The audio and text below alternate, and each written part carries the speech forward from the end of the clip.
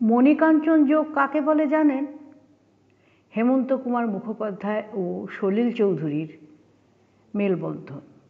হেমন্ত কুমারের কণ্ঠ আর সলিল চৌধুরীর কথা ও সুর, এইসব কালজয়ী সঙ্গীত বাংলা আধুনিক গানকে কোথায় নিয়ে গেছে ধারণাতীত, সকল বাঙালি ও সঙ্গীত প্রেমীকে মুগ্ধ করেছে। এছাড়াও সলিল চৌধুরী অন্য কবিতায় সুর দিয়ে সেগুলোকে এত জীবন্ত করেছেন এবং কণ্ঠদানে হেমন্ত কুমার মুখার্জির অবদান অনস্বীকার্য। এখন একটি গান শুনুন। আমি ঝড়ের কাছে রেখে গেলাম আমার ঠিকানা, আমি ঝড়ের কাছে রেখে গেলাম আমার ঠিকানা। আমি কাঁদলাম বহু হাসলাম, এই জীবন জোয়ারে ভাসলাম।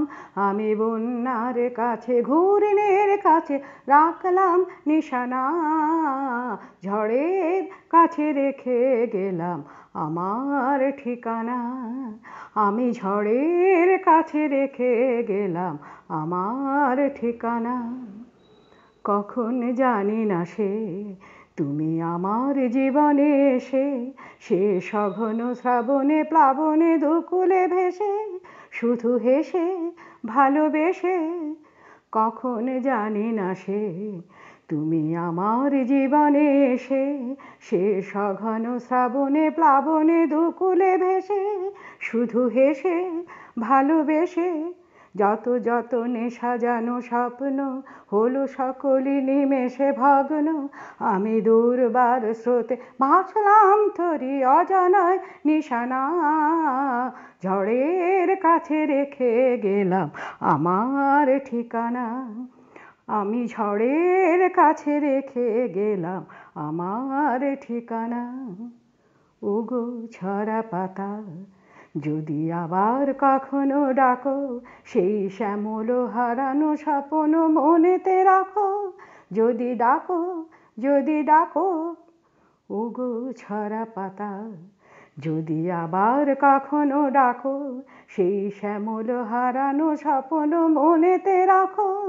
যদি ডাকো, যদি ডাকো, আমি আবার কাঁদবো হাসবো, এই জীবন জোয়ারে ভাসবো।